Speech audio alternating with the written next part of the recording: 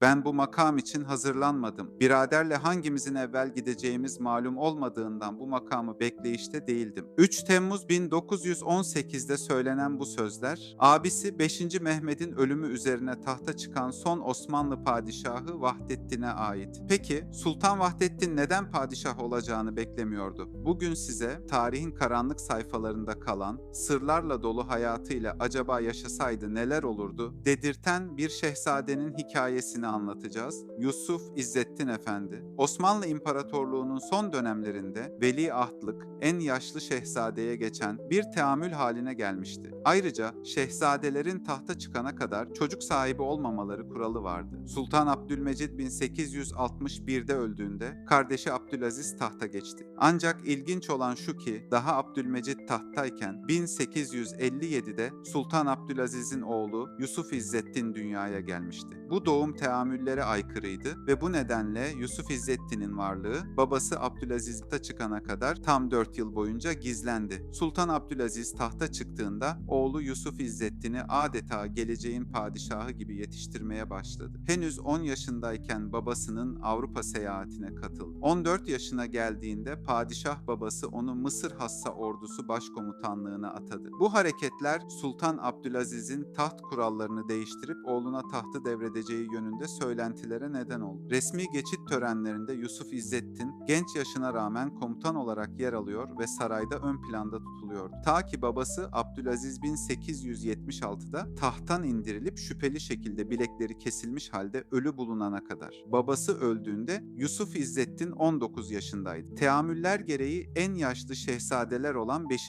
Murat, Sultan II. Abdülhamit ve Sultan Mehmet Reşat sırayla tahta geçeceklerdi. Kuzenleri tahta geçerken Yusuf İzzettin Efendi'nin şaşalı hayatı sona eriyordu. Sultan Abdülhamit döneminde yaşanan ekonomik sıkıntılar ve saray harcamalarında yapılan kısıtlamalar hayatını iyice zorlaştırdı. Buna rağmen ilginçtir ki yabancı kaynaklarda Sultan Abdülhamid'in Yusuf İzzettin'e özel ilgi gösterdiği ve onu ön planda tuttuğu belirtilir. Sultan Abdülhamid'in 1909'da darbeyle tahttan indirilmesiyle Mehmet Reşat tahta geçmiş ve nihayet Yusuf İzzettin Efendi veliahtı saltanat olmuştu. Padişahlık sırası artık ondaydı. Bu dönemde Yusuf İzzettin özellikle uluslararası arenada aktif rol oynadı. 1910'da İngiltere Kralı 7. Edward'ın cenaze törenine katıldı. Sırp ve Bulgar krallarını ziyaret etti. 1911'de Kral George'un taç giyme töreninde Westminster'da hazır bulundu. Victoria nişanı ile onurlandırıldı. Paris'te Fransa Cumhurbaşkanı ile görüştü. Roma'da İtalya Kralı tarafından Quirinale Sarayı'nda ağırlandı. Alman İmparatoru Wilhelm'in davetlisi olarak Berlin'deki askeri tatbikata katıldı.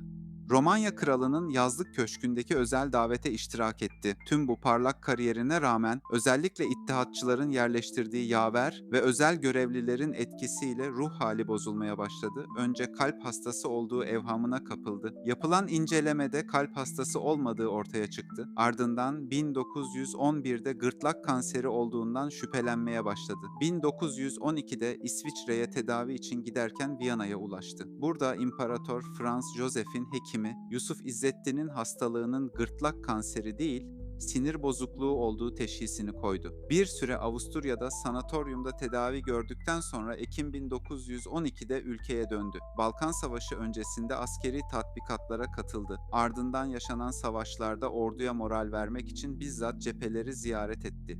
Birinci Dünya Savaşı sırasında 1916'da Çanakkale cephesini ziyaret ettiğinde Enver Paşa ile büyük bir tartışma yaşadığı öne sürülür. Rivayet odur ki askerlerin önünde çok sert bir tartışma yaşamış, hatta tokat atıldığı iddia edilmiştir. Bazı tarihçilere göre Yusuf İzzettin Efendi 1. Dünya Savaşı devam ederken savaşın gidişatını görmüş olacak ki İngiliz ve İtalyanlarla gizli barış görüşmelerine başlamıştı. Bu durum Almanların ve İttihatçıların hiç işine gelmiyordu. Resmi tarihe göre Avrupa'ya tedavi için gönderileceği gün öncesinde 1 Şubat 1916'da sol kolunun bileğindeki damarları ustura ile keserek intihar etti. Doktorların tüm müdahalesine rağmen kan kaybından öldü. El yazısıyla bıraktığı iddia edilen mektupta içinde bulunduğu duruma tahammül edemediğini, maddi sıkıntı çektiğini ve Allah'ın affına sığındığını belirtiyordu. Ancak bazı ünlü tarihçiler tıpkı babası Sultan Abdülaziz gibi Yusuf İzzettin'e de intihar süsü verilmiş bir cinayete kurban gittiğini düşünüyor. Almanya, kaybedeceği savaşı Osmanlı'yı dahil ederek en az 2 yıl uzatmıştı. Osmanlı'nın savaştan çekilmesi,